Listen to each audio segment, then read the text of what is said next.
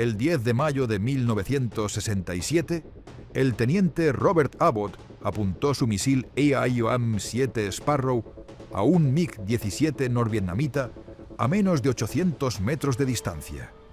Tenía solamente 4 misiles a bordo. Disparó el primero, falló. Disparó el segundo, falló. El tercero, falló. Y mientras buscaba desesperadamente el cuarto y último proyectil, el MiG giró 90 grados, le puso el cañón encima y derribó el Phantom en llamas, el avión más avanzado del mundo, que costaba $18 millones, fue destruido por un caza soviético diseñado en 1950. Y eso no fue una excepción, fue la norma. El F-4 Phantom llegó a Vietnam con credenciales que parecían ciencia ficción. Mach 2,23 de velocidad máxima, 18.650 libras de carga bélica, 2 motores JPR-79 que generaban más empuje que cualquier caza enemigo existente. Los generales americanos lo presentaron como el fin definitivo del combate aéreo clásico. Dijeron que los dogfights eran historia, que los misiles de largo alcance habían hecho obsoleta cualquier maniobra visual cercana. Y con esa certeza absoluta, enviaron al Phantom a la guerra más complicada de la Guerra Fría. Pero entre agosto y noviembre de 1964, 28 Phantoms fueron derribados en combate aire-aire. Los MiG norvietnamitas, cazas más pequeños, más lentos, más simples, solo perdieron 7 aeronaves en el mismo periodo.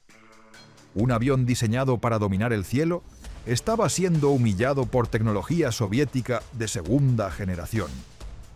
Las estadísticas no mentían.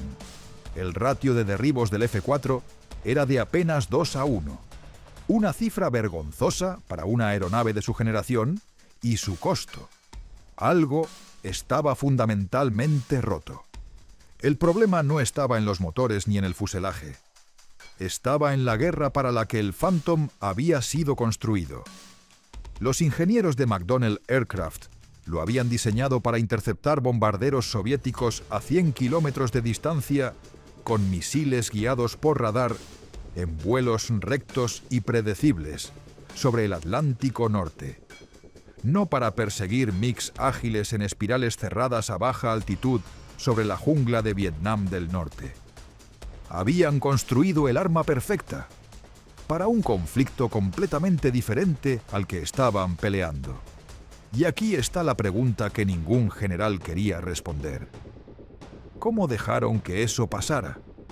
¿Cómo enviaron a 528 pilotos a morir en un avión que tenía fallas sistémicas conocidas, con misiles que fallaban el 85% del tiempo y sin el entrenamiento básico para el tipo de combate que encontrarían sobre Hanoi? La respuesta está enterrada bajo capas de orgullo institucional, arrogancia tecnológica y decisiones políticas que costaron vidas humanas.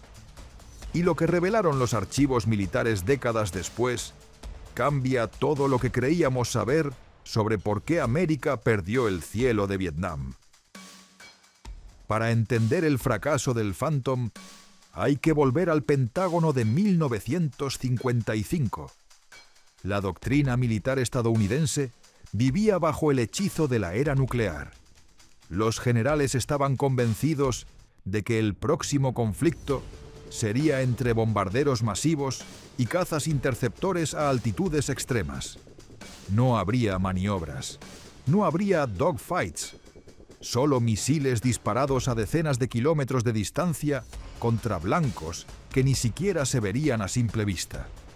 El combate aéreo cercano, el arte que habían perfeccionado los ases desde la Primera Guerra Mundial, era considerado obsoleto, primitivo, una reliquia del pasado. Y bajo esa lógica, el F-4 fue diseñado sin cañón interno. La decisión de eliminar el cañón no fue un descuido, fue una política deliberada. Los ingenieros de McDonnell argumentaron que incluir un cañón reduciría el espacio para combustible y misiles, los dos elementos que definían la razón de existir del Phantom como interceptor de largo alcance. La Marina, que encargó el avión originalmente, aceptó el argumento sin cuestionarlo. Los pilotos de pruebas protestaron desde el primer día. Sin cañón, estamos completamente indefensos si los misiles fallan. La respuesta oficial fue categórica. Los misiles no fallarían. Era tecnología del siglo XXI. La guerra había cambiado para siempre, y nadie los escuchó. Vietnam demostró que esa doctrina era una fantasía. Los MiG norvietnamitas no atacaban como bombarderos soviéticos en vuelo recto. Atacaban desde abajo, desde la nube, a menos de 2 kilómetros, en maniobras bruscas que inutilizaban completamente el radar del Phantom. Y cuando un MiG se ponía detrás de un F-4 a 800 metros, lo que el piloto americano necesitaba era exactamente lo que no tenía: un cañón. El 80% de los aviadores derribados en Vietnam nunca vieron al enemigo que los mató. 80%, cazados desde atrás, sin aviso, por pilotos que entendían perfectamente las limitaciones del avión que estaban enfrentando. Lo más devastador es que las reglas de combate americanas convirtieron la única ventaja real del Phantom, sus misiles de largo alcance, en algo prácticamente inutilizable. Antes de disparar cualquier misil, los pilotos estaban obligados a identificar visualmente al enemigo. Eso significaba acercarse a menos de 2 kilómetros.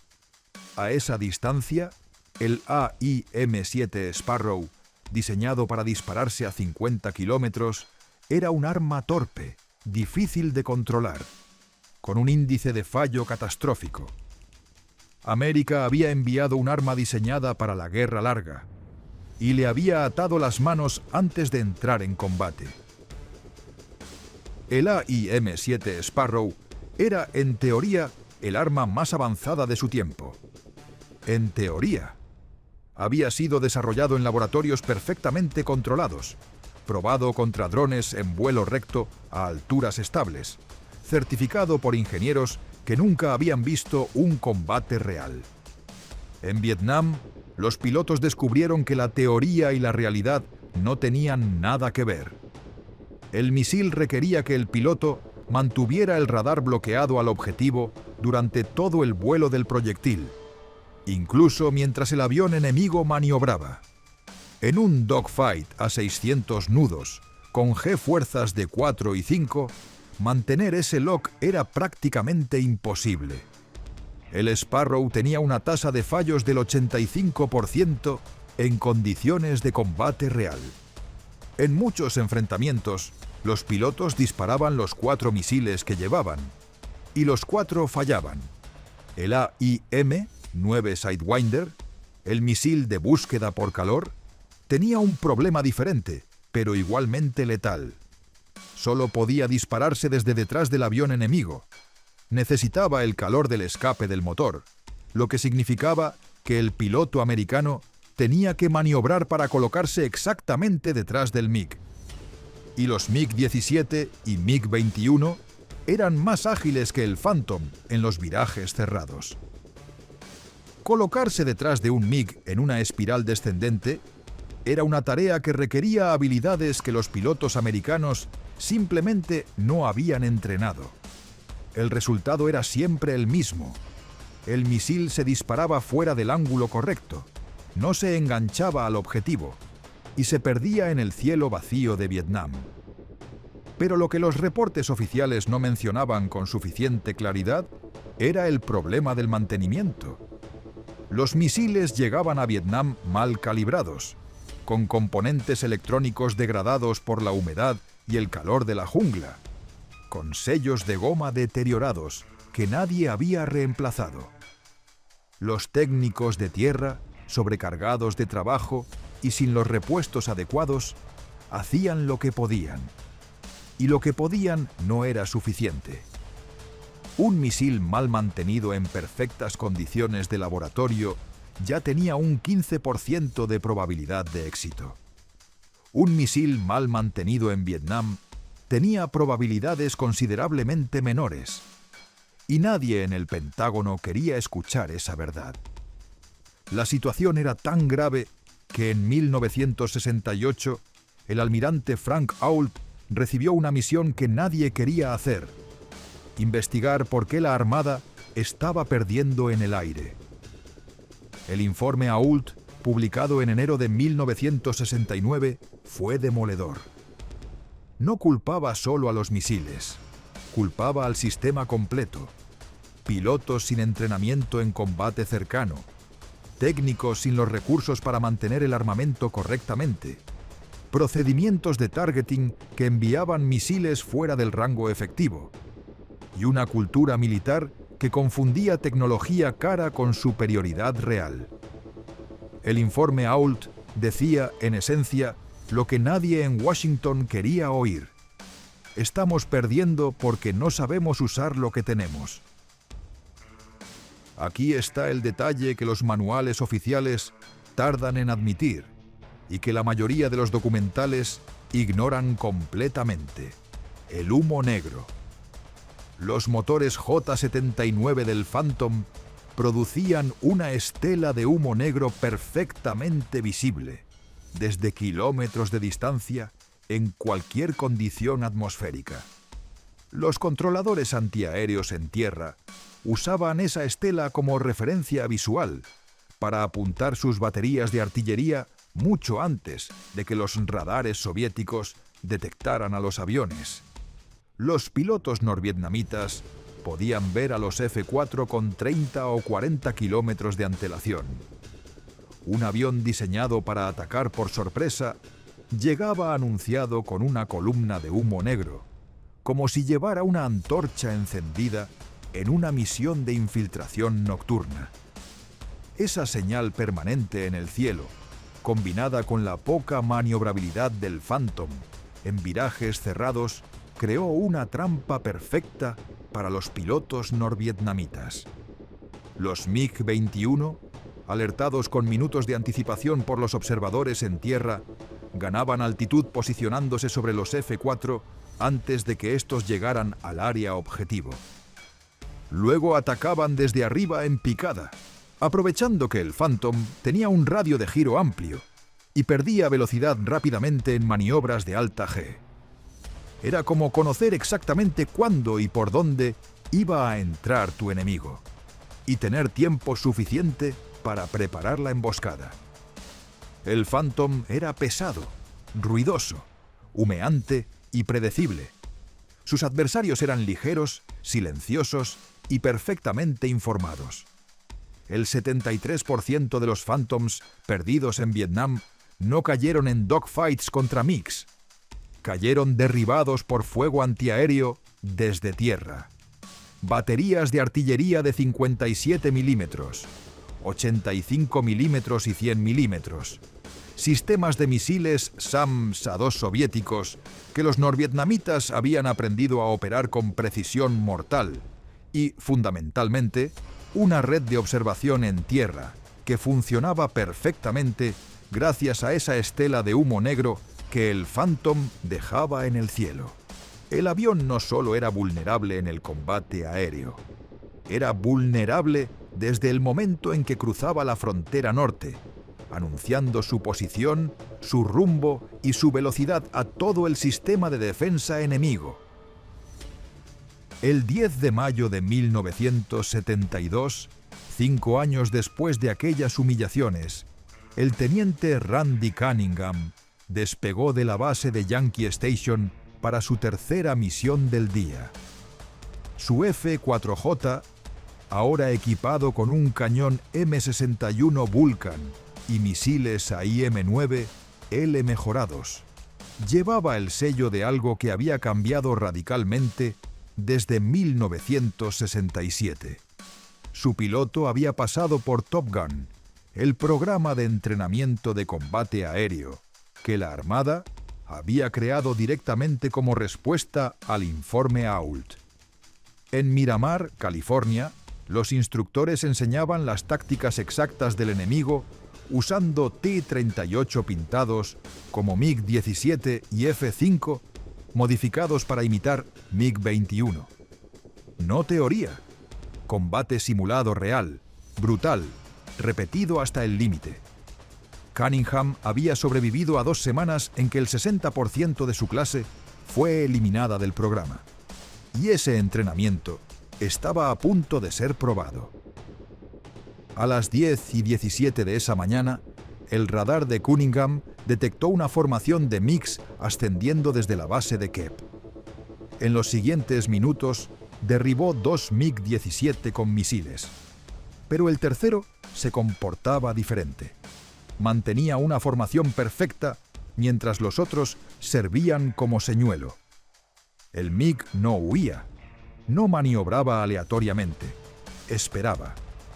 Cunningham reconoció inmediatamente las tácticas del piloto norvietnamita más temido de toda la guerra, conocido entre los aviadores americanos simplemente como el Coronel Tum.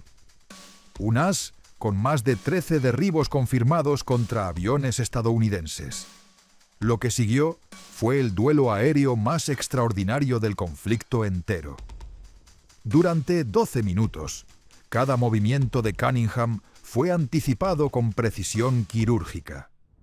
Cuando giraba a la izquierda, el MiG ya estaba posicionado para interceptarlo.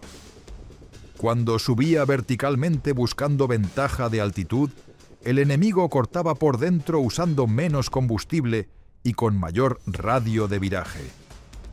A 8.000 pies de altura, con el indicador de combustible en amarillo y sin misiles disponibles, Cunningham tomó una decisión que contradecía todo su entrenamiento técnico. Redujo potencia al mínimo y activó los frenos aerodinámicos completamente, convirtiendo su Phantom en un ancla voladora. El MiG-17, que había estado anticipando una maniobra de alta velocidad, pasó por delante a 400 nudos. Por primera vez en 12 minutos, Cunningham tenía una ventana de tiro limpia desde atrás. Su último AIM-9 se enganchó al tubo de escape del MiG desde 1.200 metros. El misil impactó directamente en el motor. La aeronave enemiga desapareció en una bola de fuego sobre el delta del Río Rojo. Cunningham y su oficial de sistemas Willie Driscoll habían derribado 3 MiGs en una sola misión. Se convirtieron en los primeros ases americanos de la guerra de Vietnam, con el mismo F-4 Phantom que 7 años antes era la vergüenza de la Fuerza Aérea. Ese dato, ese contraste brutal entre el desastre de 1965 y el triunfo de 1972, revela la verdad completa sobre el Phantom. El avión nunca fue el problema. Pero la historia tiene un giro final que nadie esperaba. Mientras Cunningham y Driscoll sobrevolaban el mar rumbo a Yankee Station, con sus 5 derribos celebrados por radio, un misil SAM-2 impactó su Phantom a 100 kilómetros de la costa. El avión ardió. Los 2 pilotos se eyectaron sobre el mar y fueron rescatados por helicóptero 45 minutos después. Y décadas más tarde, cuando los archivos de inteligencia norvietnamita fueron desclasificados, se reveló algo que sacudió la narrativa oficial de la guerra. El legendario Coronel Tum nunca existió. Era una creación de la inteligencia americana para explicar las bajas inexplicables. El piloto que Cunningham había derribado era simplemente uno más de los aviadores norvietnamitas entrenados en tácticas soviéticas avanzadas en la Unión Soviética. La leyenda del as invencible era una historia que los propios americanos se habían inventado para no admitir lo que los archivos del informe Ault ya decían claramente. Estaban perdiendo por errores propios, no por genios del otro lado. Al finalizar el conflicto en 1975, el F-4 Phantom había acumulado 107 victorias aire-aire confirmadas contra 33 pérdidas en combate de cazas. Una reversión completa de las estadísticas devastadoras de los primeros años. Pero el número que más importa no es ese. El número que importa es 528. La cantidad total de Phantoms perdidos durante toda la guerra. Y de esos 528, el 73% cayeron por fuego antiaéreo desde tierra. Solo el 4% en combate directo contra cazas enemigos. El relato de que el F-4 era un mal avión en los dogfights es, en gran parte, una distorsión conveniente que oculta una verdad mucho más incómoda. América perdió aviones principalmente porque su doctrina táctica exponía a los Phantoms innecesariamente al fuego desde tierra, no porque los MiGs fueran superiores en combate cercano. El legado real del fracaso del Phantom en Vietnam no fue tecnológico, fue institucional. Las reglas de combate que obligaban a identificar visualmente al enemigo antes de disparar eliminaban la ventaja principal del avión. La falta de entrenamiento en dogfights dejó a pilotos excepcionales sin las herramientas mentales para sobrevivir en el tipo de combate que encontraron. El mantenimiento deficiente de los misiles convirtió el armamento más avanzado del mundo en chatarra cara. Y la cultura del Pentágono, que prefería mantener la doctrina intacta antes que admitir que estaba equivocada, convirtió errores corregibles en tragedias evitables. Cada piloto que murió en un Phantom pagó el precio de una decisión tomada en una sala de conferencias de Washington. Top Gun cambió todo eso. Cuando los pilotos entrenados en Miramar llegaron a los cielos de Vietnam, la proporción de derribos pasó de 2-1 a 13-1 en cuestión de meses. El mismo avión, el mismo cielo, el mismo enemigo. Solo pilotos entrenados de forma diferente. Esa es la lección definitiva del F-4 Phantom en Vietnam. No existe arma suficientemente avanzada que sobreviva a una doctrina rota y a un entrenamiento inadecuado. El Phantom no era un avión pésimo. Era el reflejo exacto de los errores del sistema que lo manejaba.